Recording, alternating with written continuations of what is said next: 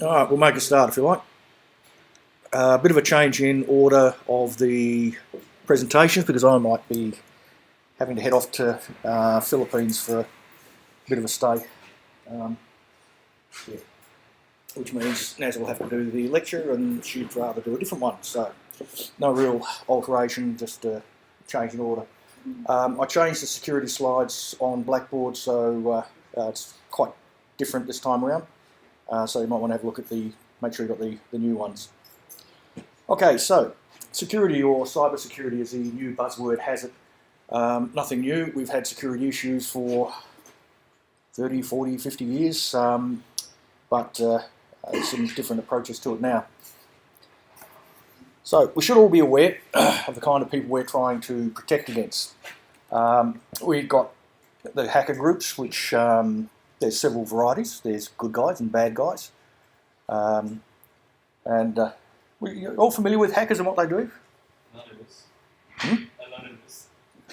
Well, they're sort of hackers. They're hacktivists, really, which we talk about later on. But there's good guys and bad guys. Hackers is not a bad term. Hacker just meant someone who used to hack out a lot of code. The media got hold of it, and the media being what journalists normally are, they don't understand anything, so they misinterpret it, and everyone starts using the wrong term. Over-sensationalise it as well. Yep. Yeah. Oh, they're great at that, aren't they? Yeah. Got to love journalists. Anyway, so hackers aren't, as I said, necessarily bad guys. They're people who write code. That's really what they are. And we've got several sorts. We've got black hat, white hat, grey hat, and probably before all of your time, but the old cowboy movies, black and white TV. So to tell the good guys from the bad guys wore white hats and bad guys wore black hats. Simple way of doing it. So a white hat hacker is a good guy. He's a guy who will go in and be paid by a company to go and test the security of their systems. Now, if you want a really, really high-paying, good job when you finish here, get into this stuff. There is not enough people who are actually good at it, but you have to be really good at coding. That's really all about writing code, finding exploits in code, different kinds of exploits in code, and writing scripts to break into systems. Really, really good job opportunities out there for security professionals or white hat hackers. So these are the guys that actually go in and test, usually, well, always with permission. And they check for security, they write reports. Again, one of the things that I keep saying in this is a lot of the stuff you do is to do with administration and other forms of communication. So you must be good at writing and communicating with people if you're going to get into this field, not just good at code, because it's all presented as reports, writing. Then we have the black hat hackers. These are the bad guys, which is not anonymous, right? Anonymous are still sort of the good guys at times. They're in the middle.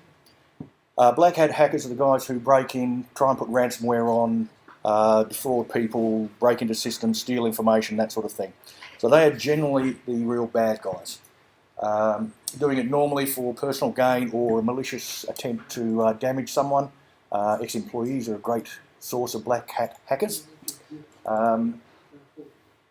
Speaks of really good examples of that. Guy in the banking industry who wrote the part of the interest calculation for a bank. And when the bank works out the interest, you've got these little decimal points of salary, right, or calculation of interest. He put those decimal points into his own bank account. And within weeks, he had millions of dollars. So it went a little bit further than they expected, and he got caught because it created so much money in his own accounts. That's black hat hacking, and that was done from the inside. The grey hat, Anonymous is probably a good example of them. They usually do things for a purpose, not just for personal gain or malicious acts. They will do it either for political gain or they could do it hoping to get a reward. So lots of companies will offer a reward if you find a hole in their system. You let them know about it, they pay you, that's great.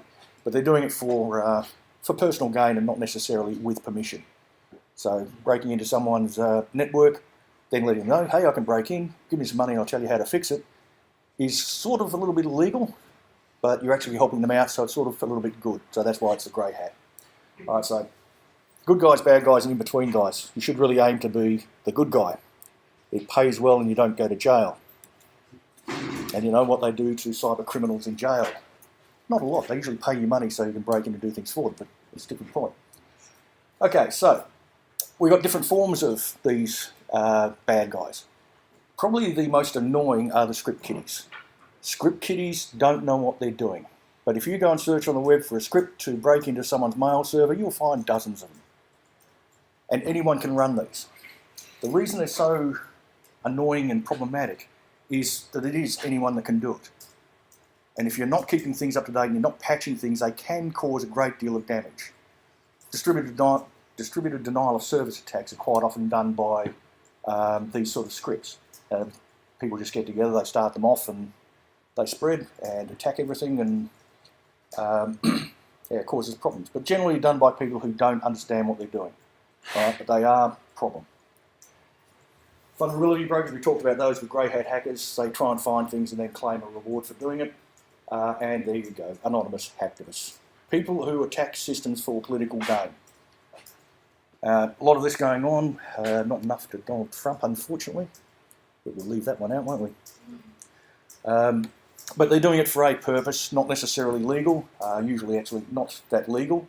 And they will do things like bring websites down because they don't agree with the policies of that particular company or group, quite often through those distributed denial of service. Now, does everyone know how distributed denial of service works? Do you just like spam them with pins and watch all different computers or something? Yeah. So quite often what you'll do is you'll start or set off a virus or worm. Worms are more common. It'll install on lots of people's machines, and they will try and attempt to connect to a server. And because there's so many people trying to connect, nobody else, legitimate traffic can't actually get through. And it's distributed because it's from a lot of different machines, very, very hard to block, because you can't say all the traffic is coming from this particular IP address, so you block that IP address, coming from all over the place. How do you tell what's legitimate traffic and what's not? That becomes a bit of a problem. But there are ways to do it. Intrusion detection systems and intrusion prevention systems will look at the types of traffic that's coming in. And they have machine learning algorithms in them that will identify what is bogus traffic and block that. Getting very clever in that machine learning stuff. Also a fun place to get some experience. Okay, by the way, do we know the difference between a virus, Trojan, worm? Really? No? Kind of. Okay, well, we'll make it a little bit less kind of and a little bit more definitely. Okay. At the very end, I've got an example of a virus. The very first computer virus was written, but I'll save that surprise till later. A virus is a piece of malicious software that self-replicates. That's why it's a virus. It replicates. It means if you get it on one machine, it automatically, without anyone taking any action whatsoever, spreads to other machines. These are very, very hard to write now. People are aware of them. They're very hard to create. They're very hard to get them to spread because people don't generally share the same media or share the same computer. Very easy to spread when we had floppy disks. You take them along, you plug them into another machine, and that machine would then get a virus. We get them on USBs a little bit now, but still, because of the protections that are in place, it's a bit hard to get viruses going. Worms are something that self-replicate but are not normally malicious, so they may just redirect traffic. We had one in this building several years ago, infected all of the Linux machines because it was a worm, and Linux machines can get worms, not viruses. Well, theoretically not viruses, they can, but don't. And all it did is whenever you did a web search on anything, it took you to a porn site. Right? So it hijacked the DNS and pointed you off where these creators of the worm actually wanted you to go. Right? Didn't really damage any machines, it just gave a few people very red faces. A Trojan is from the Trojan horse. It's something that appears legitimate but has an underlying mischievous attribute to it. So if you get a Trojan, it could look like a photo editor. You start the photo editor up, it then installs a keylogger on your system, and every keystroke you tap gets sent off to a hacker. All right? So it's a program that appears to do one thing, but is actually there to do something else. And that's the differences. And you can't prevent the spread of Trojans easily because the user actually installs them. And as soon as you have the user giving permission for something to install, there's very little protection you can have. You can detect it afterwards, but you can't stop it from being installed. Okay. Right, we've got cyber criminals, which are fairly common. These are the black hat hackers who go after stuff. But probably what's a little bit more disturbing in our current climate is the state-sponsored hackers. Depending who you believe, we've got the Russians arranging the US election. We've got the Chinese taking down our census website. Why they would want to do that, I don't know. But there you go. But on the serious side, you can have people say in North Korea at the moment causing some real issues to American systems, and Americans causing real issues to the North Korean Commodore 64s. So that's about all they've got over there, I think. But the state-sponsored stuff is very serious and extremely dangerous. They can take out your telephone system, so there's no emergency numbers. They could take out your Defence Force communications, all kinds of horrible things, including the communications for example, airports. So you take out the communication for the flight controllers, right? And they can't talk to each other. They can still talk to the aircraft. It's a different channel. You're going to have some really, really serious issues. Okay, and that's, as I said, really, really dangerous. So to overcome this, there's a whole bunch of tools out there which you should become familiar with. You will go through a lot of these tools in other units, but we need to have some sort of understanding here. As I said, it's a difficult task. If we look at the standard virus scanners that people install, they're not overly effective on new exploits. They have to be kept up to date, and until something is identified, they can't identify it. Sounds silly, but if you think about it, if somebody creates a new exploit or finds a new exploit, the virus protection people have to know about that exploit, which they may not, before they can fix it. So there's things called zero-day exploits, which just means that nobody knew about it, people can start using it, and it's going to have to be covered or protected against at a later date. So your zero-day exploits are really, really critical things, and this is what your black hat hackers go after, looking for something that is nice and vulnerable. So all of your standard protection stuff, I don't run a Mac, so I don't actually run a virus scanner. Anyone run Mac and run a virus scanner? No. Ever get anything? Yeah. Because it's not that easy. Good operating systems that are designed for multi-user applications, very hard to write anything that can damage your system or infect your system without you giving it permission. Big problem is, as soon as you have a Trojan or something along those lines and you install it, you can't protect against that because you installed it. All right, so that's a big gap. And that's exploited a lot in the social engineering of attacks. And that's probably the best way actually to get into anything is to do some social engineering. It's a good example of that. My wife got an email that appeared to come from the CEO of Guide Dogs asking when the cash register or the tills closed in the shop. Right, so it was a spoofed email. So she naturally just replied back and said, oh, it's all open, closing it at 4 is normal. She then got an email back saying, can you please transfer $34,000 over to this account? Right, so it was a spoofed email. It was trying to use social engineering, looking like it came from the CEO of the organisation, to get her, as the person who's working a till, not actually the bank account, to transfer a large sum of money. And as soon as she saw that, she realised that something was not right. It's a good example, though, of the social engineering and probably the best way to break into a system. You call up an academic here and say, I'm from the KIT service desk, I need your username and password to do some updates. What's the chances they'll actually give it to you?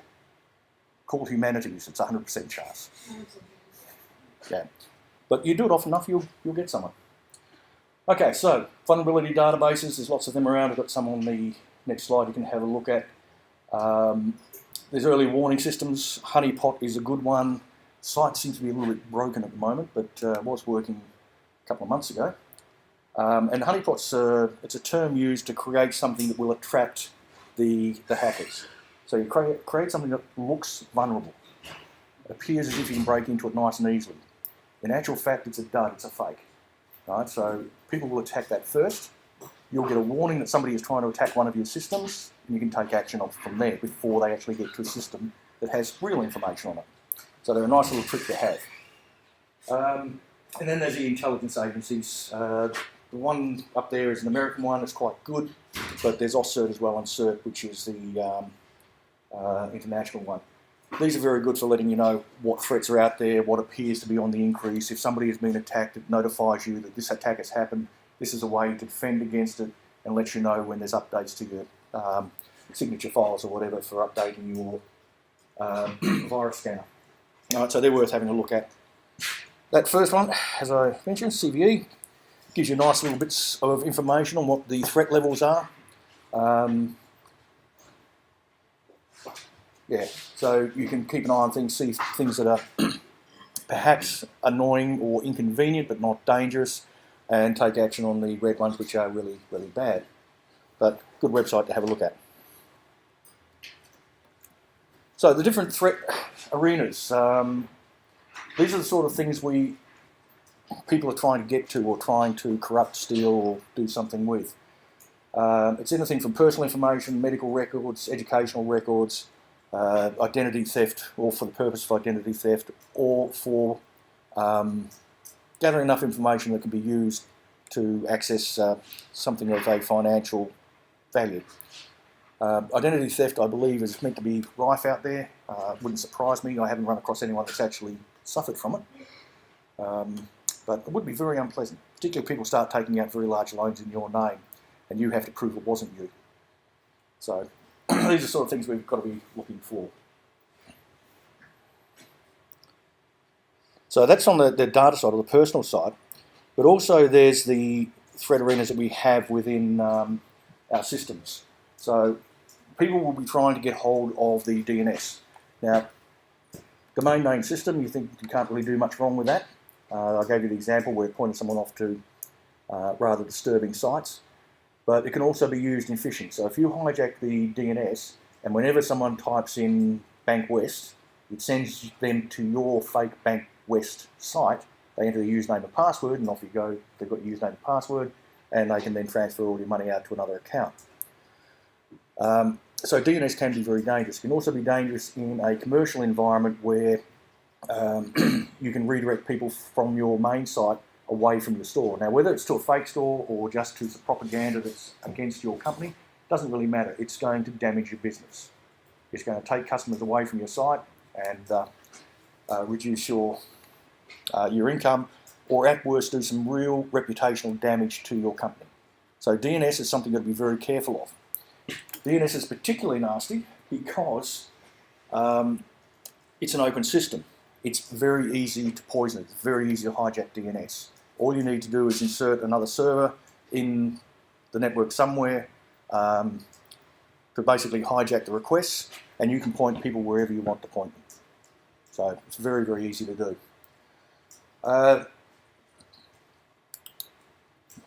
Okay, packet sniffing is a very easy way of getting information, particularly if it's unencrypted data. In the very early days of banking applications, I told one of the academics when I was the technical manager here that I could get his password for his banking, because I noticed he was doing his banking within the our environment. And he said, no, you can't. Banks are secure. Of course, I wouldn't let you do that. So I set up a packet sniffer on a shared network, which it was at the time, captured all of the data that came in, which included the key exchange for these mildly encrypted passwords, decrypted his password, had his username because that was sending plain text, sent that back to him and said, is this right? And from then on he didn't use the curtain system for accessing his banking.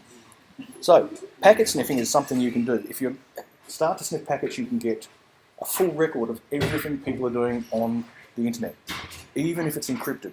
It's always possible under certain circumstances that it could be decrypted. We use packet sniffing legitimately as well, but you can actually, for example, completely rebuild a web page that somebody visits just from the packets that you sniff. Right, so if you fire up Wireshark on the machines here, you'll be able to look at the packets that's being transmitted and received to the machine in front of you. And then if you visit a nice simple web page to make your life easier, stop the capture and have a look, and you will see everything that was passed between the web server and yourself in plain text. So if it's accepting a username password over an HTTP link, you'll get that username and password. If they are looking at things which they shouldn't be looking at, you will get to see everything that they have looked at. Right? And you can pull down full records of sites that are visited, what they entered, what their search terms were, everything else. All right? So Very handy way. And it's pretty much in the same way. This is how we find out passwords, etc. for wireless access points. Anyone still using web passwords on their access points? Because you shouldn't. A few seconds and you can crack those. And you only need to capture something like 100 packets to be able to decrypt the web passwords. All right? So by sniffing the packets that are being exchanged across a wireless network, you can crack the wireless password very, very easily, get access to that access point, and then use it for traffic or hijack all of the traffic that's going through it so you can then capture passwords and other information. So unsecured Wi-Fi access points, really dangerous. And another thing we can do with wireless access points is create fake ones. You know how your machine remembers which wireless access points you've connected to? And then when you come back, it just connects again. If I go and create a rogue access point or a SSID that says Starbucks or McDonald's or anything like that that doesn't have any authentication, people come in, automatically sees the SSID, authenticates, connects. Right? I pass that information onto the real network, and everything they enter on their machine goes through my machine, my access point, and then out to the real one. And the replies come back, goes through my machine and back into their machine. So you can get all of the traffic that a user at Starbucks, McDonald's, or some free access point is using. So you can make a fake access point with the exact same SSID. And then people associate with you, because it's a stronger signal. You then send the packet out through their normal networks. That means they never realise that somebody's intercepting their traffic. Everything passes through your machine, you capture it, you pass it back out to their access point and often from there.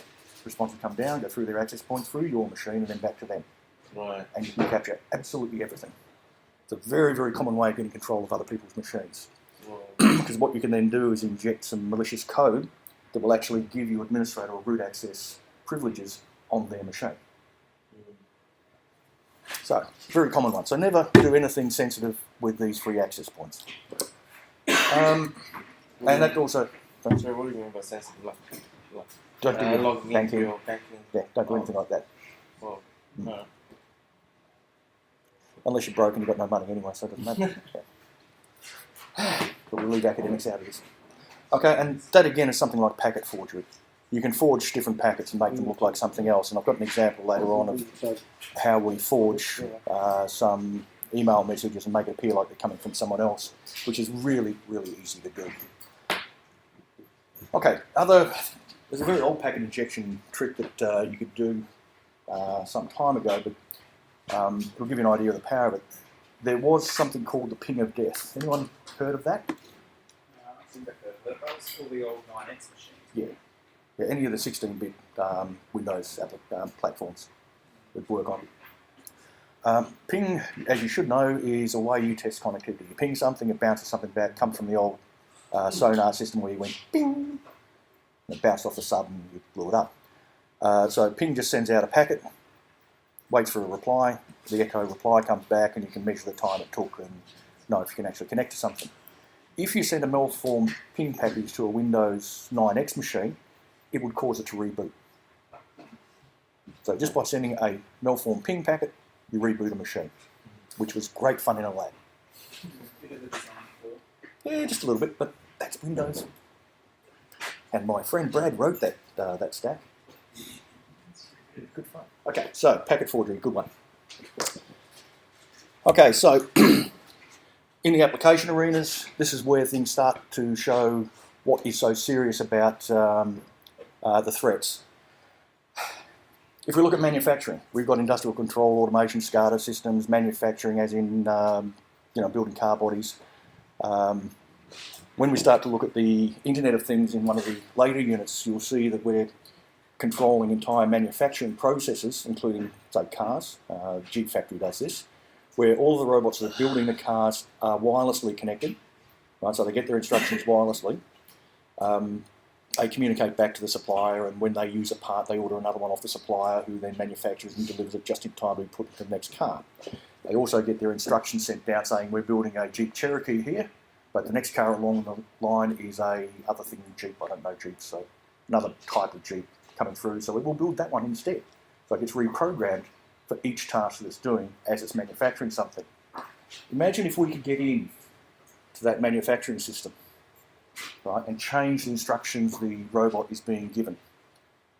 So we could do something silly like not put in a speedo on a Jeep, or if it's medical equipment, we could actually make that medical equipment fail and kill someone. People aren't really looking at the security in manufacturing still. It's still a wide open area and should be looked at very closely. Power generation, telephone systems, all of that, it's all open. So we can get into energy. Another good place to look at energy, we've got smart meters in the house. What do they actually do? They just read your power usage. You want to really upset someone, you alter their meter so that they're paying for 100 times the amount of power they actually used. Right, that would really mess up not only that person, but if you do it to enough people, it will cripple the power provider, particularly where you've got private power providers. Oil and gas, that's a good one. If you start playing around with some of the IoT stuff in the oil and gas production, like the Woodside LNG plant in Karratha, all of its cooling fans and flow control stuff of the liquefied natural gas is IoT based and all sensed through the IoT. Shut a fan down and don't have it report that this fan is shut down, the whole thing blows up. Right? You've got a really big explosion, lots of gas there. So you can perform all kinds of terrorist acts on manufacturing industries if you can break into them. And this really isn't being treated seriously enough. There's not enough work being done on securing the wireless networks for things like the Internet of Things. Okay, so this is the sort of place that we can get into. Transport, air travel, hack into the flight control systems, and you can cause a few issues there. All right, so it pretty much covers everywhere, and you might not think that it's terribly serious that you can break into some kind of business and create a little bit of mayhem, but that can cause a chain of events that is quite catastrophic. Okay, so particularly if it's flying into other areas that are a little bit more sensitive. Okay, so spread of the dark forces. I like the Star Wars theme here. Two main things to think of is what is an internal threat and what is an external threat. Never underestimate how important the internal threats are. Disgruntled employees or employees who have authority to do things and don't do them properly cause the majority of issues within systems. Okay, so people who legitimately have the right to make changes, go and make some changes, and they're the wrong changes and it shuts the thing down. There was a really big network outage with Optus not so long ago, a year or two ago, and that was simply with one of the techs typing the wrong thing in and he shut the country down. Right, because he changed some routing information, everything got lost. And it shut down for several hours. No internet anywhere in Australia on the Optus networks for several hours. That is really, really nasty. And it was just from one person who was authorised who did the wrong thing. Imagine if he was actually disgruntled and upset and wanted to cause damage. It wouldn't have just been 3 hours, it would have been a hell of a lot longer. All right, so internal threats are probably the greatest threat. They can do the most damage and they are the most likely to happen. We all know some people who are employed and not happy with their employer. I think that's about 99.9% of the population. So it's something that we have to be aware of and something we have to take preventative action on. Now, how do you prevent internal people from doing damage and still allow them to do their job? Anyone got a clue? As if you do, please publish it. Yes, Sindel. You restrict them from certain privileges, like you restrict them from higher administration privileges, and this could happen to them. Yep, absolutely. First thing you do is you give people the level of permissions that they need to do their job and absolutely nothing more. You also have people who know, who back each other up. So you don't have one person who's responsible for anything. You always have multiple people that can swap in and out of the role. That way, if someone comes in and does something maliciously, the other person will notice it and be able to fix it. If a person disappears, takes all the passwords with them, somebody else knows them. I'll shake my head at that one. I know a large organisation that has one person who has all the passwords. External security threats, less likely, but you can take preventative action. We can... Here or later? No, we'll do it now. We can do simple things like put firewalls in front of the network. We'll talk a little bit more about firewalls. We all know what they do. Stop the fire from getting from your engine bay to your passenger cabin. Yeah. Yeah. They also are meant to stop things like your ping of death and other intrusion coming into your system. They don't work perfectly. Right? They have holes. If they didn't have holes, you wouldn't be able to get anything in or out of your network. Right? So they must have holes in them. But they are useful as a first line of defence. The really big issue, if you have a really well set up firewall and intrusion detection system and intrusion prevention systems in place, all that really happens is you get a much better class of hacker. Right? You might keep the script kiddies out, but if somebody does get in, they'll have to be fairly good. So you will have much better people getting in. But the idea is, like home security. Anyone got burglar alarms on their house? Do they do any good? Not We really. said with ours because it kept going off in the middle of the night. Yeah, and everyone ignores them. Yeah. But they make the burglar get out quick. Right, so that does something. If you've got security screens, is that going to keep burglars out? No. Not if they want to get in. So all you're doing is you're trying to make it hard enough for the person trying to break into your house or your system that they'll go and find somewhere easier. So you distract them. You move them away from your place. And that's the idea with our security systems, really. Make it as hard as possible to get in, and then hopefully they will go somewhere else. The problem is, if you're Donald Trump's political officer or Exxon oil people, people are going to get in anyway, right? Because they really don't like you, and they will go to the extra effort to break in. There's no way you're going to be able to stop that. So then you need methods of finding out, has someone got in? And this is in the slides, but I'll talk about it now anyway. So what you want to do is you want to make it as difficult as possible for someone to get in. If they do get in, you want to know about it straight away, as soon as possible, right? So you can take some action. You then want to be able to fix whatever they've damaged, and then you take action to prevent it happening again. So if they broke in because you had an open port on your firewall which allowed them to get in on FTP, for example, then no, you shouldn't have FTP running at all, but you might have missed it. Right? So then when you've found this out, you've discovered that they've broken in, you've fixed any problems that they've created, you then close that port. All right? So you must have those sort of stages in place. But external, less likely to happen, but can be really catastrophic if they do. Another issue that we now have, and this is reasonably recent, probably not to you guys, but it is to us, is the advent of mobile devices and bring your own devices. How many people here don't have a smartphone? It's easy to ask that, and how many do? Everybody. Of course everybody's got a smartphone, right? A mobile device. You bring it in here, you've connected it to Curtin's network, correct? Right? You're a security hole. How do we control what you're doing with that device? Since it's not our device, you connect it, anyone can connect it. Right? We've even got Curtin guests, so you can get in and do things there. Mobile devices are a big problem in security because anyone can come in and start connecting and using your resources. Yep. Okay, and we can't control what you're doing with them, we can't control what software you've got on there, and we can't make sure that you've kept things up to date. So if you bring in your Windows tablet, if you're strange enough to want to use one of those, and it's got some horrible disease on it, it can spread to the rest of the devices on our network. We can't control that, or can't easily control that. I don't like Microsoft Surface, by the way. I had one.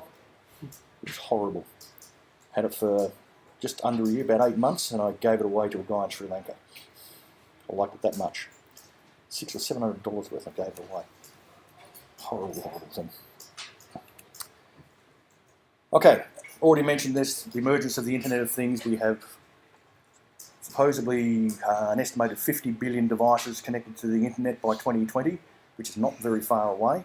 At the moment, it's sitting around about 38 billion devices that are connected to the Internet.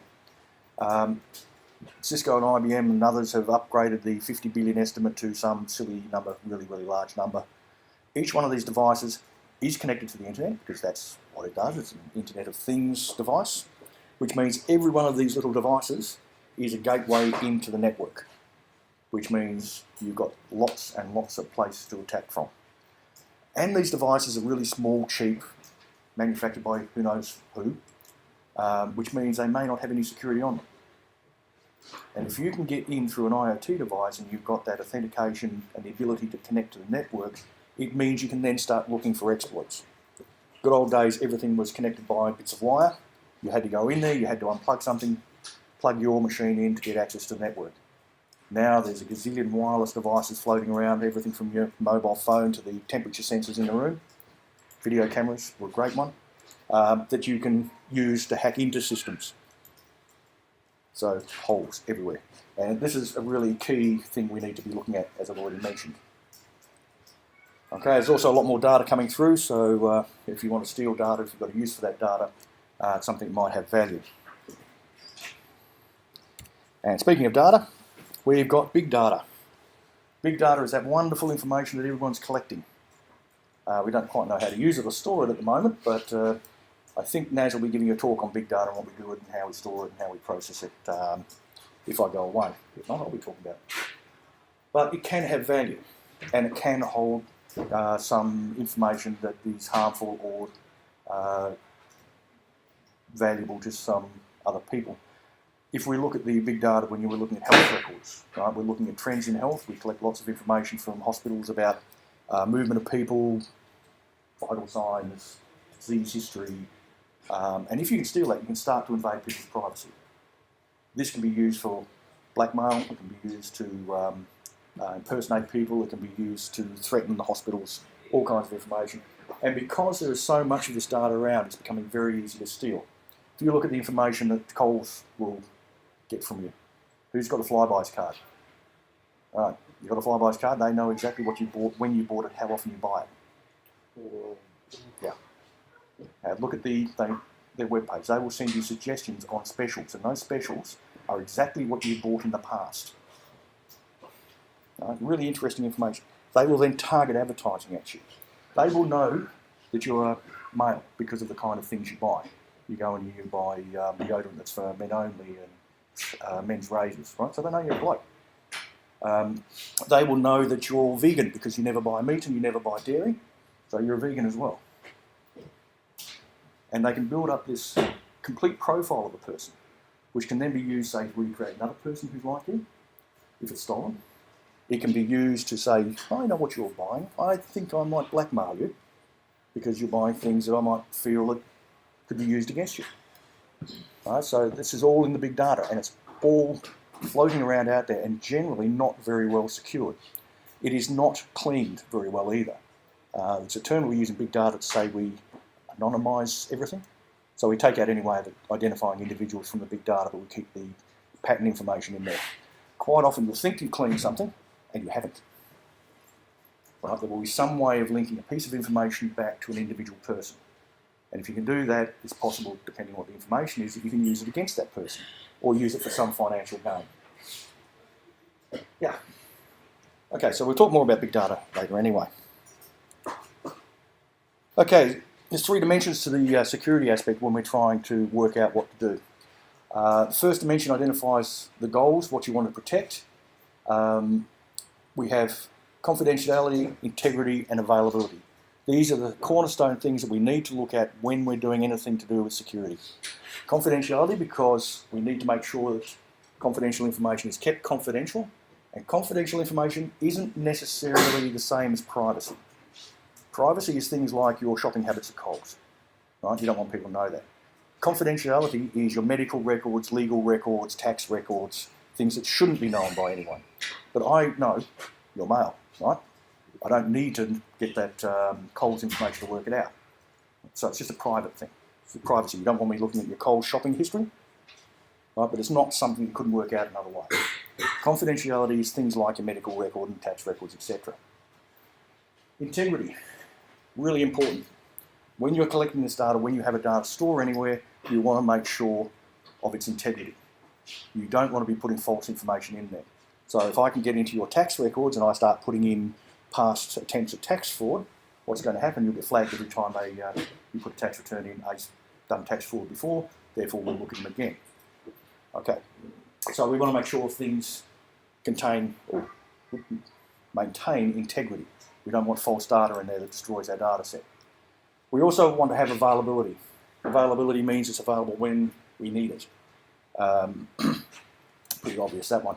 So we don't want people shutting things down and making them unavailable. Okay, so back to the data itself. We've got to look at where the data is when we're protecting it. We have three things there. Data at rest or in storage. This is our traditional database, spreadsheet, stuff on our hard drive, stuff on the cloud drives, etc. So that's storage. We have data in transit. That is the stuff that's on the network, and we need a completely different way of securing the data that's in transit on the network compared to when it's in storage. And then we have the data in process, so when we're actually processing the data. We don't want our processing application for payroll to be sneaking out and sending stuff off to another third party. Right? So we need the security within the processing time itself. A good example of that one is the guy who was nicking the rounded off cents from a bank calculation. All right, so we have confidentiality, integrity, and availability, and we apply that to our three areas of data, which is in rest or in storage, in transit, and when it's being processed. From this, we can build up a cube. How do we get this across? Simple, it's a cube, and it's got three faces showing. I'll explain it to you a bit later on if you like. But the safeguards is, we draw up this cube so it makes sense to us. We've got different levels of attribute. We have to look at each of the technologies, the devices, the products that are available to protect this, such as your firewalls, physical security, locked doors, etc. Very importantly, we have the policies and procedures, and as I keep saying, an awful lot of work for system administrators is in policy and procedure. If you don't have the policies in place, people don't know what they're meant to do. You can't take action against them, you can't enforce anything. The way you do it is through the procedure. So we need these policies and procedures to make sure that we're keeping our stuff safe. We also need to be aware of the people and what people do, make people aware of what they do that is dangerous. Do not go to sites that you're warned against going to. We all get that message up saying this site has possible malware, etc. Particularly if you're doing any work in cybersecurity, you go and search for anything on cybersecurity and you keep getting these warnings coming up saying that you shouldn't go here, there's malware on the site. I know, because I want it. It gives you listings of what's there. Okay, so people should be aware, and that is a big part of your security training. I don't think I mentioned that. Big part of security within your organisation is actually training the people so they're aware of what is important and what isn't important. How to secure things, how not to make mistakes and breaking things like going off to the wrong sort of sites, etc. Not ignoring malware messages. That sort of stuff. So our principles of confidentiality, there we go. I think I mentioned all of this already, but confidentiality or privacy prevents the disclosure of information to unauthorised people, resources or processes. That says it all. Alright, so confidentiality is just keeping it where it belongs. Now, with confidentiality, we've got to weigh the, which is what the scale's there, weigh the balance between the public and private. If you have full confidentiality on all of your records, nobody can use it, which means it's of no use to anybody. But you want it to be available enough so that the right people can get access to it. For instance, your medical records. You want your doctor to have access to it. You might want the nurse to have a little bit less access, but some access to it as well. You want the hospital administrator to know that you're in for a certain condition, but you don't want him to know what that condition is. So we need to balance the level of confidentiality and the level of privacy on the data that we're trying to protect. So it's not just a case of saying, no, block everyone, or no, let everyone have it. There are various shades, and it depends very much on the type of data and what you're using it for. Okay, protecting data privacy, as I said, this is sensitive because it's not sensitive because it's public available, like names and telephone numbers, but it's not something that you want given out to everyone. If you look at your telephone number, yes, you want it made available publicly, but you also don't want it to be handed out to telemarketers and spammers and other people, like the Labor Party, who keeps spamming people with text messages. So that's really about what the privacy is about. It's the level. It is something that's publicly available, but you want to keep it private and not available to everyone, which is completely different to the confidentiality side of things. Okay, so looking at how we control this access, generally we use three attributes, the AAA. AAA is Authentication, Authorization and Accounting. Authentication, simply that. You have a username and password, fingerprint scanner. I love the idea of face recognition on a phone. You fall asleep, someone comes up and, gotcha, and they're in your phone. Yeah. I wonder how many people are going to find that that doesn't work. With the iPhone X. Yeah. Yeah, that worries me. Anyway. Yeah, if you need it on like a phone, you gotta put makeup on and stuff. If you I don't put makeup recognize on it. very often. No, I'm just saying. I do wear a dress because I'm Scottish, so I wear a kilt. There you go. Yeah, so authentication is basically that, making sure the person who is trying to access the information is that person. Big problem we have with exams and things, it's something we're working on, but authentication is one of the key factors, and it's usually your first line of defence. Make sure the person who is trying to access is actually that person, so they get the right rights. And that's hard to do, particularly if you try locking things down too much. Example there, Curtin had a IELTS testing centre. That's the English language for overseas students. They were too mean to pay for the accounts to the IELTS authority, so they had one account for the entire centre and everyone shared the login. And one person decided, I can make money by altering scores. So he'd used the one login that they had to alter scores, and he was getting paid by students to do this. They couldn't track from that who was doing it because there was only one login. So they weren't using that authentication. This is the reason we no longer have an IELTS testing centre. Right? I shut it down. Okay, so you must make sure it's the right person, and that ties into the accounting as well. So when you authenticate, you can then watch what that person does and see that they only access the correct things. Now, accounting in this case is not just looking at how much printing did you do and charging you for it. Accounting is the resources you use, what you access, where you went, and the sort of things you really need to keep an eye on when you're working in a corporate environment or a secure environment. And then there's the authorization in the middle there. Authorization, once I know it's you logging in, I know what rights you have, I know what resources you need, I then authorize you to have those rights. And by having the right level of authorization limits the chance that internal people can actually do any damage. Okay, so if you're skilled enough, I'll give you full system administration rights, right? And if you're not skilled enough, I'll limit that down a bit, or if it's not your responsibility, I'll take those rights away, etc. And you can improve your system that way. Okay, so the AAA thing, very, very commonly used, and one of the ways we block things. Okay. All right, we've been through that, and the integrity, we can have another quick look at integrity. As I said, integrity is making sure that the data that you have is accurate and consistent. This is not just in security. If we look at the way a database normally works, you can have multiple people accessing records on a database. How do you know who changed it last and what is the most up-to-date information? If we've got two people working on, say, one student's records, and one of them changes a mark for their unit, another one changes a mark for their unit, and they both try and save at the same time, which one gets saved?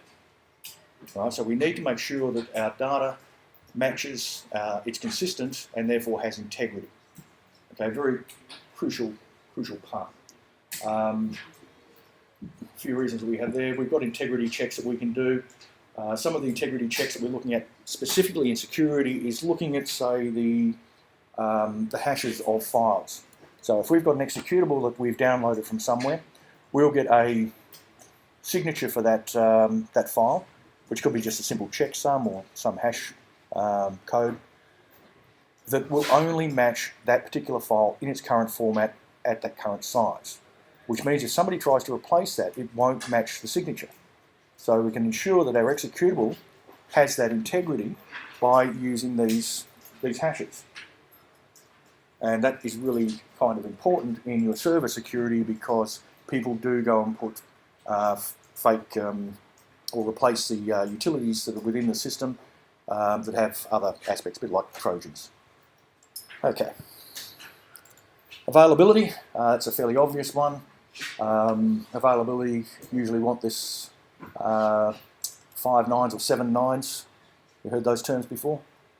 5 nines is 99.999% of the time everything's available. 7 nines is, well, 7 nines. I think I've got that somewhere else as well. Okay, so availability, we want to make sure it's available. Ways that we ensure availability within our systems is equipment maintenance. One of the worst things that happen is servers break down. The most common cause of a server breaking down is overheating, which means you get in there and you clean it out. You get the dust out. Dust, computers don't mix, right? Provides a nice little blanket, keeps it warm and warm and warmer and warmer, and eventually fails. So maintenance is really important, from silly little things like just cleaning the dust out, cleaning the filters. Keeping your operating systems up to date, fairly obvious one. You want to get rid of any possible vulnerabilities that are in the system. I've mentioned this before, I'll mention it again. Test your backups, make sure that they actually work and are backing up what you intend them to back up.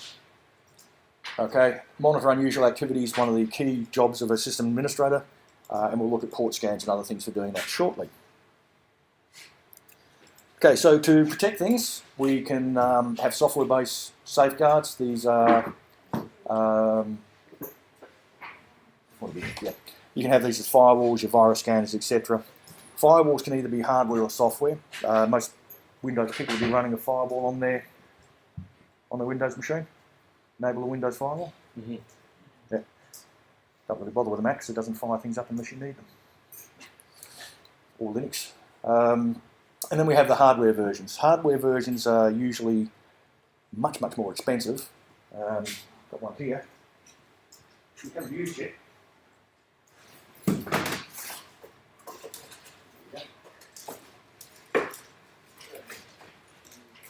This is one of the top-of-the-line firewalls a couple of years ago.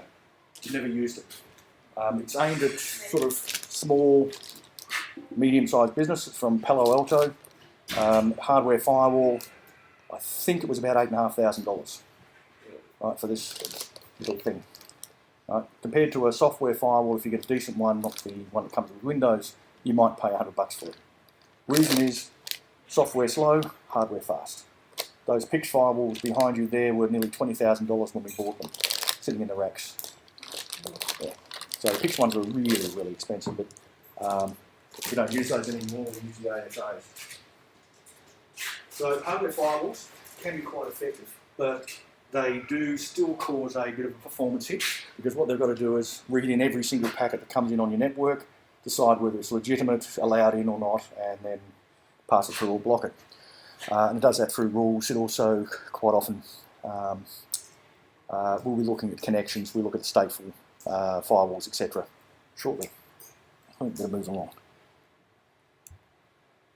Okay, so some of the network-based safeguards. Everyone's used VPNs before, virtual private networks. Yep. Okay, nice way of just encrypting things. All that a VPN does is generally, well, one type of VPN anyway, takes your normal IP packet. Remember I talked about IP, you have your data, then you pass it to the application layer, gets an application layer header, pass it to transport, gets transport layer header. The IP layer then takes all of that information, including the IP header, which is the source and destination addresses, encrypts that entire packet, right? So including the source and destination addresses and all the data that's within it, encrypts it so nobody can actually read what's there, and then puts the IP address of the VPN tunnel as the IP addresses that are sent out in plain view of everyone. Because you've got to be able to read it. You've got to have the source and destination address. Okay, so if we sort of look at that, what we end up with is here's our packet. Sitting in here is your IP addresses, source and destination. All of that becomes encrypted, and you put on the VPN IP addresses. Okay, so it means that you've got a network sitting over here, and there's your machine that you want to set the VPN up. On the output, you've got a router, and this will be your VPN end node. Okay, it's all encrypted, and it gets the source IP of this router at the edge of your network. It's then sent over to this one, which is the destination VPN IP address, right, just over a normal link, meaning, yes, everyone can see the IP addresses for the VPN source and destination, but they can't see the source and destination address or the data of the information you're sending. This one then strips off the VPN IP addresses, decrypts it, because they're sharing some form of password authentication, right, and passes that out into the destination network, its final destination. So if you do manage to grab one of these packets off the net, you can read the VPN endpoint addresses, but you can't read the data that's within it. So you don't even know who's sending it, where it's going to, or what the data is. That's all a VPN does. Doesn't it decrypt through certificates? Yeah, well, that's one way of authentication. Oh, You can use certificates, you can use shared passwords, you can use a lot of different authentication methods, Kerberos, yeah, all kinds of things. So certificates are just one way.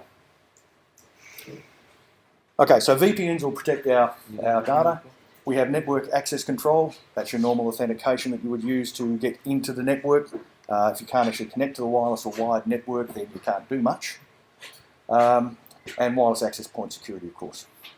So that stops people from reading the stuff that's on the network, hopefully.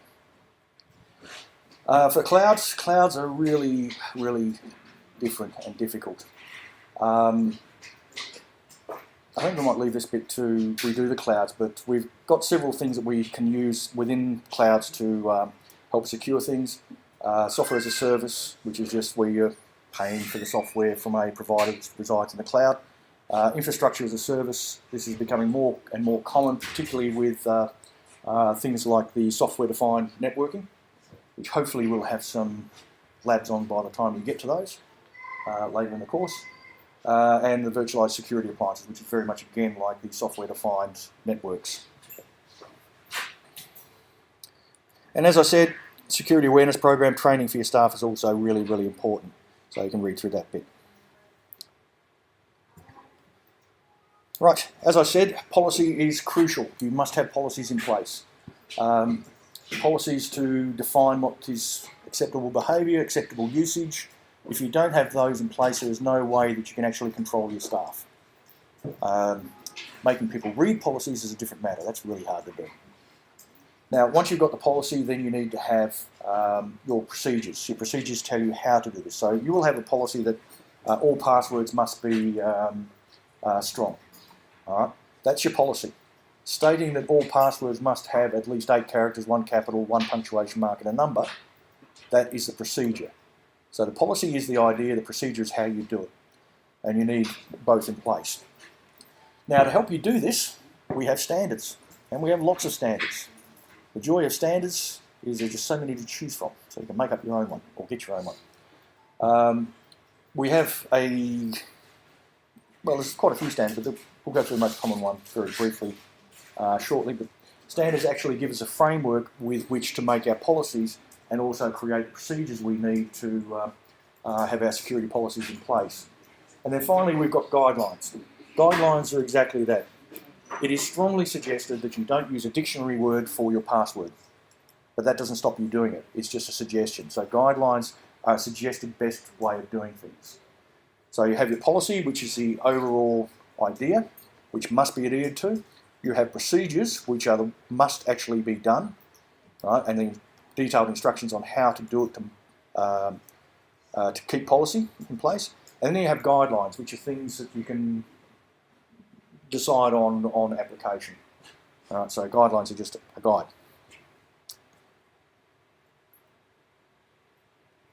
Okay. We haven't talked about ISO models, but we will.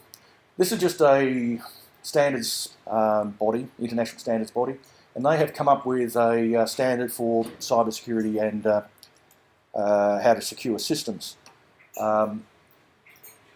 I've got a link here of you can go off and have a look at.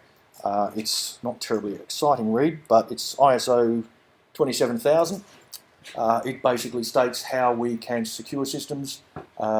We go through a compliance procedure with ISO, and you get your ISO certification.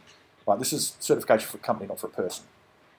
And if you're in an industry that perhaps requires strong data security, your company will probably want to have ISO certification on security systems.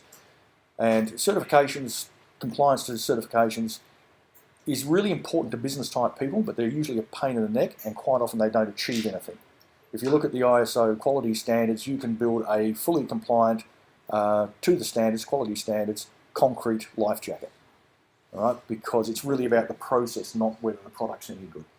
And this is the problem with standards. They're usually written by accountants or civil engineers, and it's about the process, not the end result. So quality to those people is something you might consider very different to real quality. Anyway, so here's some of the things. Can't really see it very well in this document, but the link to the standards document, I can't upload it because it's against its copyright, but everyone can download their own copy. And that'll explain what the standards are. It works on sort of a matrix system. Now, the idea for this is that you identify what is crucially important for your organisation. So it might be that privacy isn't unimportant, but confidentiality is. So you would only go through those particular objectives.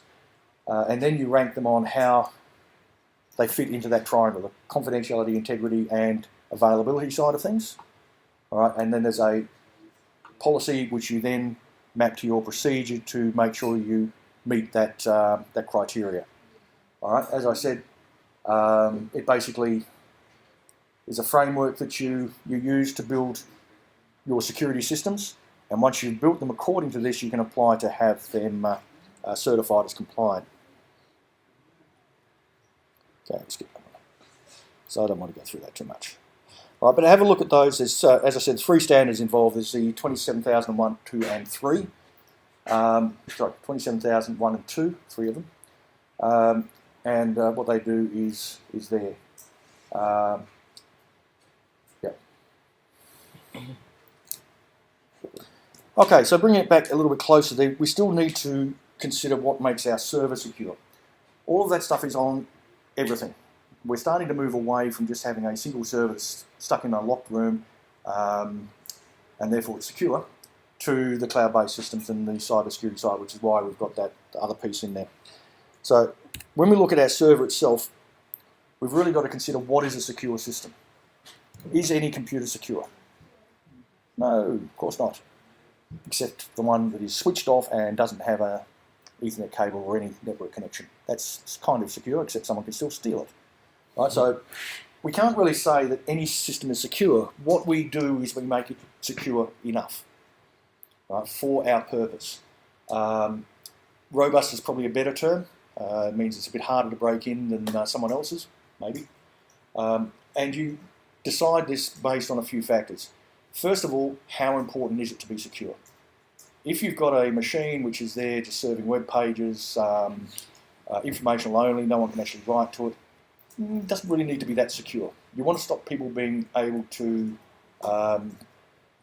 vandalise it in any way or hijack it in any way, but that's about it. Right? So it doesn't need to be very secure. So you wouldn't put a lot of time into it. What resources are at your disposal? Well, if there's only you and you've got 500 machines to look after, then you're not going to do much on security because you don't have time. But you should think what is the minimum. We've already mentioned this, motivation for hackers. Just a few examples there. Yeah, silly examples, but they're from a very good book. I particularly like the one, students to have fun snooping on people's email. That's so easy and so boring. Email is really boring. You don't see anything in there that you don't see on Facebook anyway. But, by the way, who's hacked Facebook accounts before? It's evil and wrong. Really easy. You should try it. No, I didn't say that. Do it to a friend with permission. These sort of things. Playing around with security and playing the hacker is actually a really good thing to be doing. Number one, it's interesting and fun.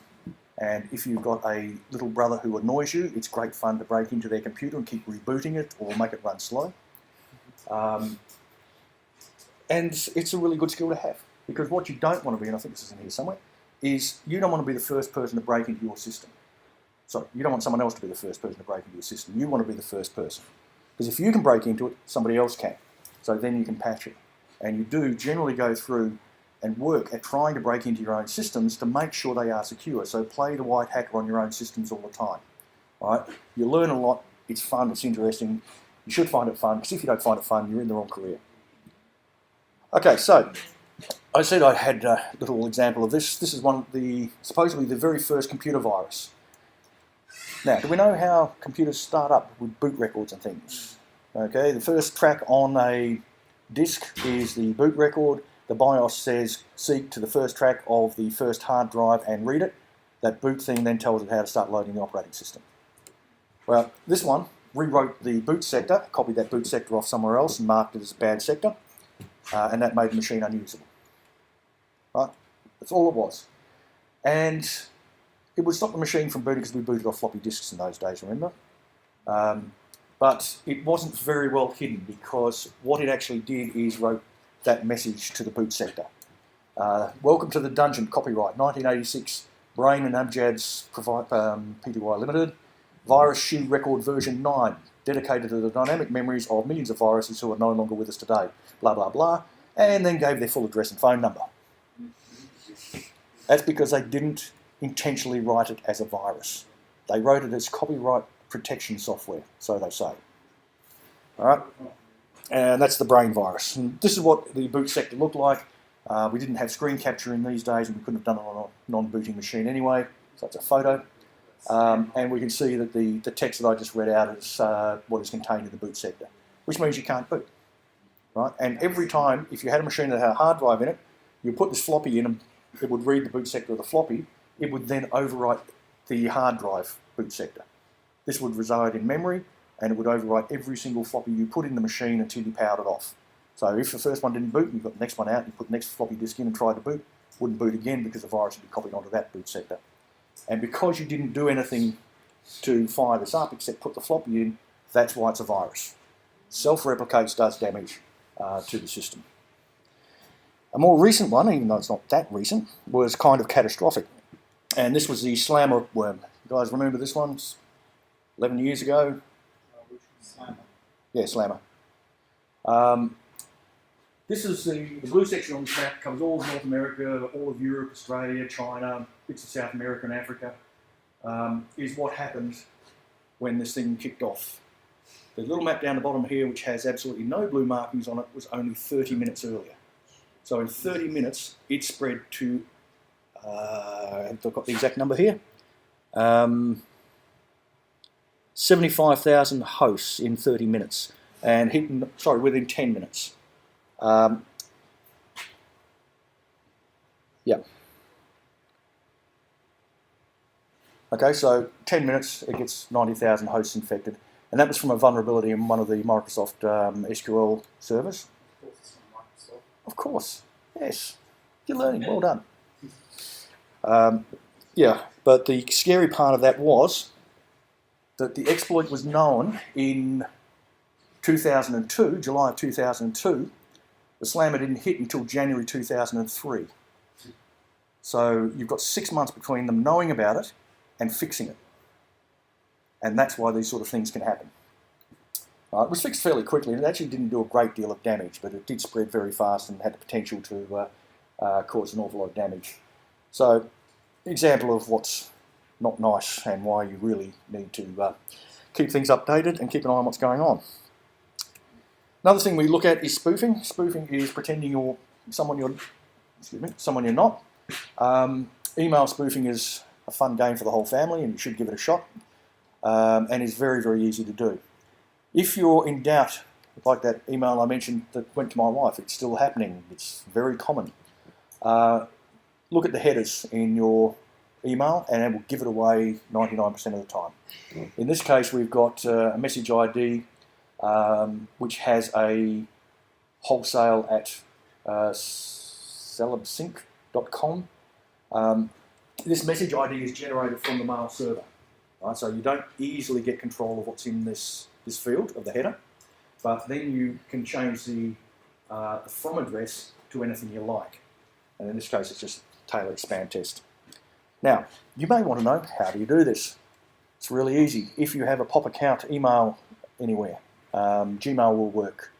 Any of the Linux mail servers will work. You basically just log in. And here's one I prepared earlier. We've gone to log into mail@here.org, was actually my QCAT one. We get some DNS lookup. This is a bit of a problem. We'd have to hide that somehow later on, because what it's going to do is, I've got dragon.qcat.org, dragon.qcat.org. That will appear in the header, so you'll know where this mail actually came from. So this is not a particularly good way of doing spoofs, but I won't show you the full way of doing it. because that's kind of naughty. What we then do is we enter in our there we go. Yep. Who we're sending it to, and we're doing it at bill@here.com. The relay's not permitted, so we can get it through anyway. We can then just type our text in, whatever text we want, and quit, and bang, it's done. So by manually entering in the email address when you do a telnet connection to a POP mail server, you can create a mail that looks like anything you like. And that includes attaching on the end here, we could throw the binary in for some malicious code that if they open it on a Windows box that automatically executes code when you open a mail, right, we would get some control or do some damage to that machine. So easy one to do, set up a mail account, mail server on your virtual machines, send yourself a fake email. Really simple to do. Then try and work out as a challenge how to stop that happening. So you can lose the actual source mail server from the headers. Because what these programs like Outlook will do is they will look at this section of the header and compare it to the sender, here. And if they're different, it'll flag it as spam. Nice easy way of just stopping spoofed email addresses through.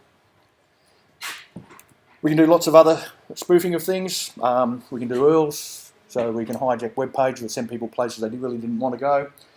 IP addresses, MAC addresses, all can be very, very easily spoofed and made to look like something else. In the background there, we have mental blank. What's the name of that again? Metaware. No. Metasploit, thank you. Yeah. Metasploit, which just allows us to create these sort of spoof packets. Some of the really nasty ones we can do is ARP poisoning, ARP hijacking, so you can get traffic that was destined for somebody else, you can run it through your machine and then capture all the data, etc. So there's lots of different spoofing that is out there and we have to be aware of. Okay, I'm not going to go through password management, but another fun thing, and this is again something you should try. Passwords are nice and secure, you think. You make them difficult to guess, but we've got really powerful machines which can do that work for you. The problem is you have to know what the encrypted password is first. Right? So if you don't know, it's no good sitting there like in the movies and typing 20 times and guessing it, because that's not going to happen. Or very unlikely it's going to happen. Best way to do it is you steal a password file. And again, that's really quite simple to do if you have minimal access to the machine. And this is the way most of the attacks work. You start off by getting very, very minor access, very low-level access to a machine. It might just be an anonymous read-only type access. And you use the next exploit to raise your privilege, and raise your privilege again, raise your privilege again, until you get to the point that you want. So by coming in and doing something like this, where you can access password files with very low levels of privilege, you get the password file, you decrypt it or change it, which is another common way of doing things. You'll actually change the passwords. You can then log in as a higher level privileged account. Okay, now to get these in Windows, local passwords are in the SAM, your domain passwords are in the Active Directory side of things, but as I said, because you need to be able to read these files to be able to log in, there are ways, again Metasploit's a good place to do it, or through Kali Linux, to get access to those files, copy them across, and then you run something like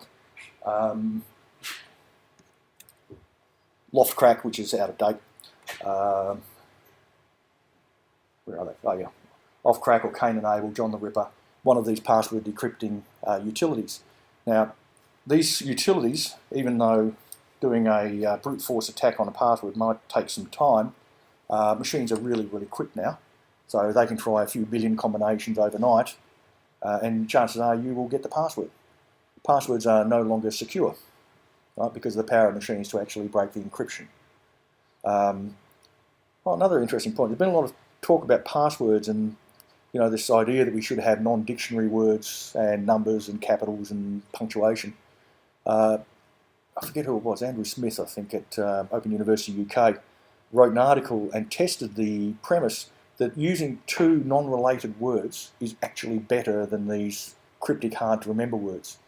So if you had computer cake, something has to be completely unrelated. It is extremely hard to guess. And most of the algorithms for password crackers, if they find comp, as because they normally work on breaking them sequentially, they'll identify its comp as being correct. They will then try things like computer, card, computer, shop, computer, network, computer, things that actually relate to the first part of the word in its different formats. But when things are totally distinct, it's actually got to make two individual guesses. So it doubles the brute force time of breaking into the system using that password. Don't believe it myself, but he says he's statistically proven it, so there we go. Okay, so get these programs, have a shot at them. We do some of this in network engineering, and you'll do more of it in the option units if you choose to go that way. But have a shot at them. I think we've got John the Ripper on these machines. Try it out. If you boot them up in Windows, get the SAM, the password file for the Windows machine, and break it. And guess what? You'll find out the password for all of the users in here. Netacad, whoopie-doo, there you go. But it was fun when we had the Novell machines in here because we could recover everyone's Novell password from the local login just using John the Ripper. Okay, so there's some other ones there. Okay, touching on permissions again, with these sort of machines, Unix, Linux machines and Macs, you should go through and look for anything that has ownership by root or wheel.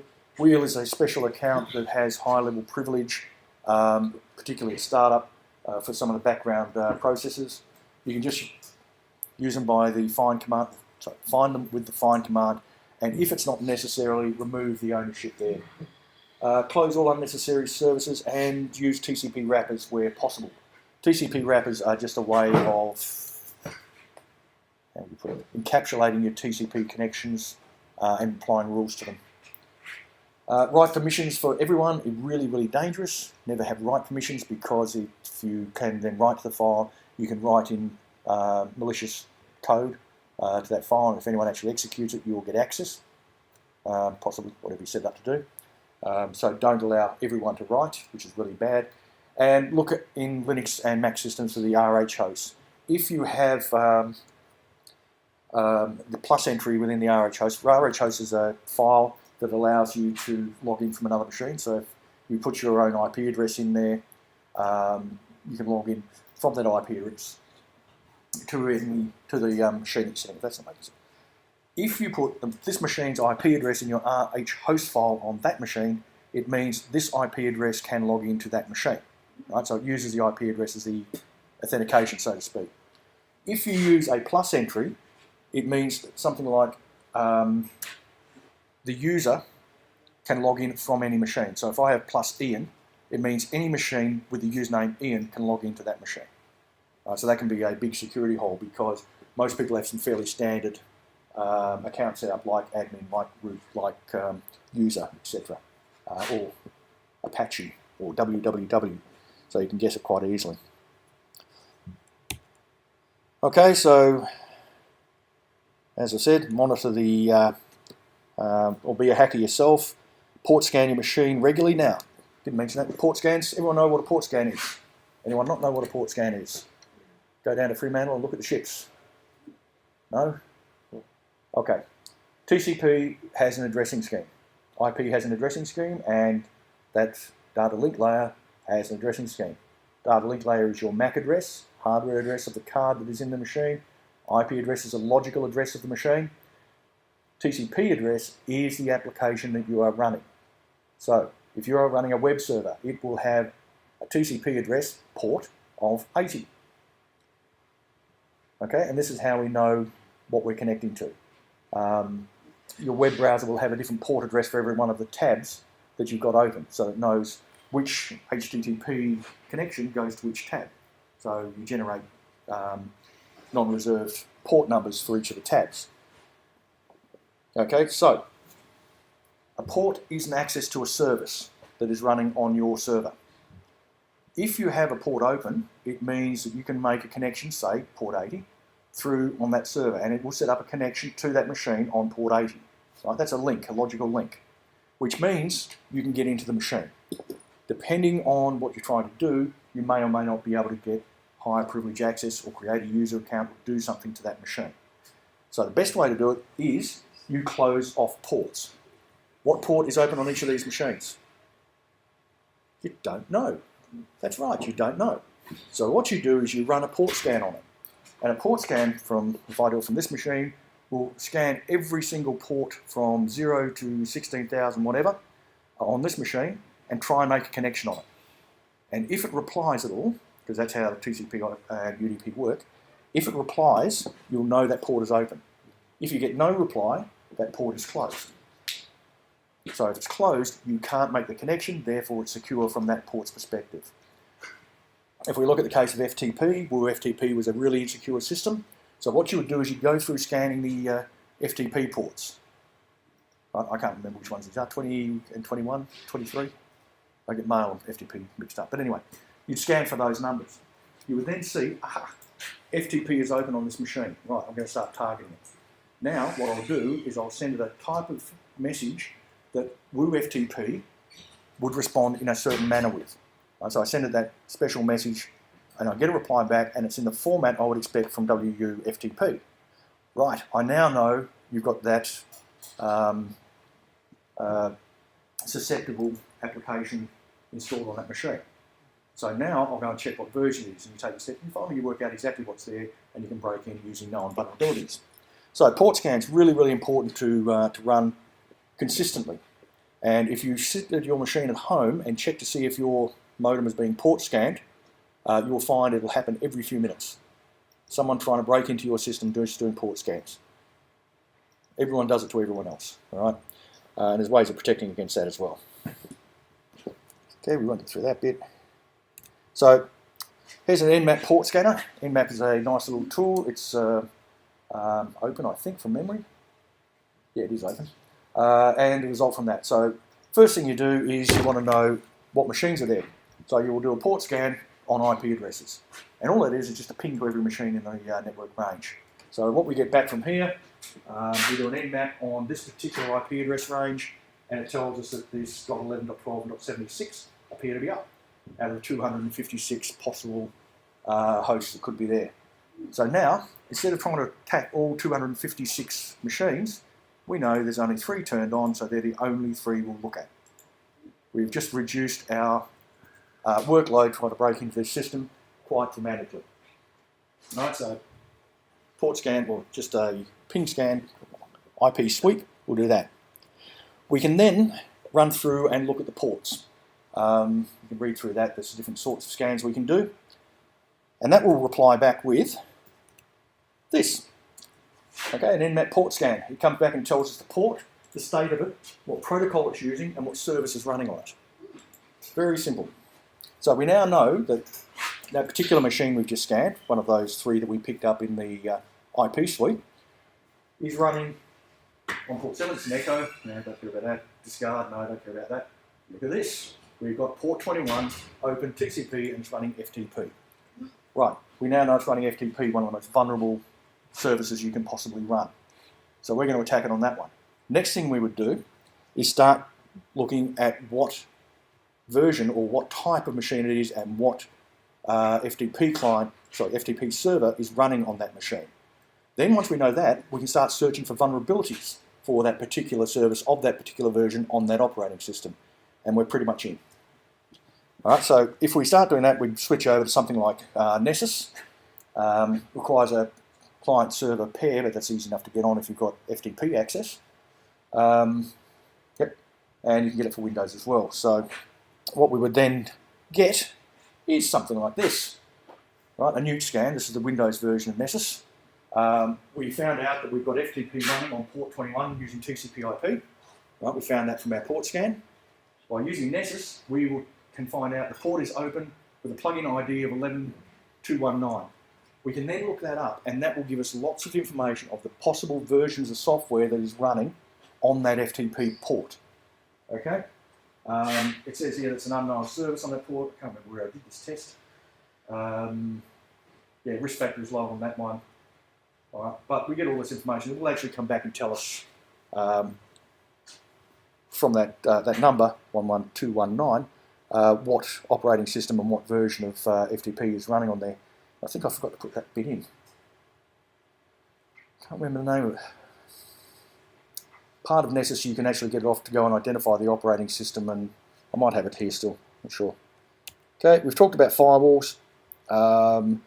Generally, they work on port blocking or IP restriction. So port blocking is if you don't want people to use FTP at your firewall, you block port 21, and no requests on port 21 can actually come into your system. So you can be running FTP servers inside, but nobody can get to them. We have stateful filters, which are mentioned a bit later, and proxies, which I'll just talk about.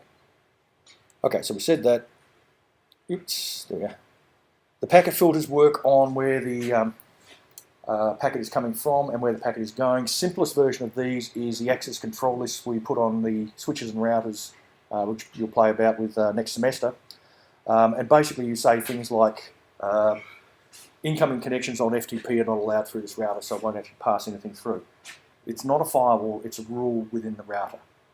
You can allow FTP connections out on that, right, by setting up the right ACL, or you can say HTTP connections can go out, but none can come in.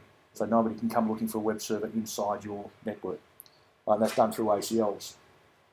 They work on the protocol, so you can block all IPX, old-fashioned protocol. You can block IP version 6 if you don't want to be running it within your network. You can block IP version 4 if you want. And you can also block UDP, etc. At the upper layers. And as I said, ports. We need to get finished soon.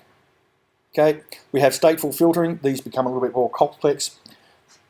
The firewall keeps a track of the connections that are made. So you may set it up so that you can make connections, HTTP connections, web connections out, but nobody can make them in. So when you connect to the web server externally, right, it sends out a SYN packet, which is synchronization. The firewall then looks at that and says, right, you've requested a connection to this server, this port, from your IP address, allows it out. When it gets a reply back, it looks through its table of connections and says, yes, this was requested, I'll allow this to come in. But if somebody tries to make a connection in without that request going out, it won't allow it through. Is that sort of clear? Mm-hmm. Yeah. It's hard to explain it. All right, so that's a stateful. Big problem with those is high overhead. Right, so if you're going to have a stateful firewall in place, it is going to consume a lot of processing power and cause latency in your system. Yeah. Okay, we've got application filters. These look at the packet content. We won't talk about those too much. Proxy servers. Yeah, just quickly, it's just a server that sits in between you and wherever you want to go and makes requests on your behalf. You'll probably find you run something like this at home. Or you can run something like this at home. It can speed things up because it will keep a cached copy of things. So if you've got a common page that you go to, it will keep a cached copy of a page or some other service that you're using, and it doesn't have to go off and collect it each time. Right, I mentioned the access controllers. Okay, generally when we're setting up our network, we, at the front end, set up a couple of things. First one is the demilitarized zone. Demilitarized zone comes from the military term, of course, and it just means a sort of semi-neutral area. Probably best if I just use a diagram to explain. And here we have the way we would set this up. We have the public cloud and the client sitting outside our firewall, and we have an external firewall. So someone from outside has to get through this first firewall. That's usually fairly loosely set up, so it'll allow most things in. So if you know that you're going to be having people coming in looking at web, maybe checking mail remotely, and those sort of services, yep, you let them through. Right? Not very tightly locked down. That then comes into a server which is going to supply those things that you want the outside world to see. Your web service, maybe some database information, but without the client information on there. Things that, if it gets stolen, it's not important because it's stuff you would be displaying publicly anyway. So your parts catalogue if you're a car parts supplier, right? But you wouldn't put the prices up there necessarily. You certainly wouldn't put your buying prices up there. So publicly available information would sit within, just behind the initial firewall. All right, we also have things like a bastion host. A bastion host is set up for a specific purpose, will perform that function only and nothing else. And it's set up that way so that you can provide that service, but still have the machine locked down as much as possible. If that gets broken into, you lose that service and nothing else. Right, so quite often you will set those up as well. So we go from client through the first external firewall into our demilitarized zone, which can have a bastion host in there, or maybe just a web server or something else that you want publicly available. You then have a second internal firewall. So what we've got is external network, internal firewall, some sort of services, web server, for example, in the middle, and then another firewall. In between those two firewalls is the demilitarized zone. And that means that fairly loose access into the demilitarized zone, and then you have a very, very tightly controlled lockdown firewall leading to internal network. So, for example, you wouldn't have necessarily a stateful firewall at the external egress, right? So where you're connecting out to the big wide wonderful world, you wouldn't run a stateful firewall there, but you would possibly run it as your internal firewall. So this one's really locked down, and behind that we can have our internal network. And here we've got our servers with company sensitive information, our billing, our buying prices, customer lists, those sort of things. Now to get to that, you can do it from your internal network because it's on the same side of that firewall. But somebody trying to come in from externally has to get through the first firewall, then through the services that you've locked down in here, possibly, then through a second tightly controlled firewall before they can even get access to your real network. And that is a pretty standard way of running your network configuration, your topologies. Okay, I'll skip that one. Okay, the other thing to look at is tripwires. Tripwires are very useful applications to be running. And basically in these, all you do is you take like a snapshot of your system. And if anyone makes changes to it, sets off the tripwire and notifies the administrator. So if I make change to a config file, it'll send a notification to the administrator. Right? Fairly simple sort of thing. They can just work on either file size, change dates, lots of different information or different systems we can use to do that. Generally only static attributes, so you set your tripwire up once, and as soon as you change anything, it'll set off the tripwire, but then you have to regenerate your configuration or your model for the system each time you make changes. Right, oh, I got through that, good. All right, and finally, here is just a quick capture of what was that? A Wireshark packet capture on here, I think from memory, because it doesn't come out too clear. Yeah, I've got an FTP and a telnet session going on, and I've captured each of the individual packets that's gone on the FTP and the telnet session, and it gives me the username and password for the FTP and for the telnet. All right, so that's just showing what what you can do with these packages. So definitely have a look at Wireshark. Great tool, interesting, fun thing to use. Can really disturb your friends and family with it. Okay, so that's it for today. Big thing. Next week we have guest people coming in to talk. At this point we will have a guy who works with the Cisco Innovation Center, which is now called something else, Innovation Center, I think. Anyway, and he's going to come in and talk about big data, moving big data, how we store it, how we process it from his own experience. And we will also have Brad Holding coming in, who is a Cisco engineer, and he will be talking about his career through qualification, certification with Cisco as an employer, give you an idea of what things end up like out in the real world. So it should be an interesting time, so make sure you come along. I'll try and record it, but I might not be able to. And finally, assignment. Only one person has sent me a draft of their, sorry, two people now. Two people have sent me drafts of their assignment. Just want to make sure that you're covering everything, you know what you're doing. I've given you pretty much free rein on it. I don't want to be dictating everything you put in because you're not school kids anymore. You should be working this out for yourself, and if you don't know, you ask. If you're in a job, you don't know how to do something, you ask. Right? Same here. If you don't know what you're doing, you want help, just ask. Most academic people are actually quite keen to help anyone who asks. What we don't like is when people don't ask and get it wrong. And I think you find that's the same with employers. They don't like you getting things wrong if you don't ask. So I'm hanging around. If you want to show me what you've done so far, it's due really, really soon. Come and see me now. Any questions? Labs all going well? Don't forget your lab books. You've got to get those done. It's worth a few brownie points. Got the lab tests next week. When are the lab tests? Is Next the week? labs up to 6 on? Is the labs up to 6 on? Yeah, somewhere around there. Yeah. You have to check with Naz when she comes back.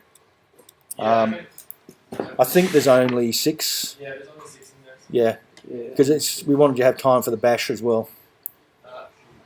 And Naz has been off teaching in Thailand, a lucky person. So we spent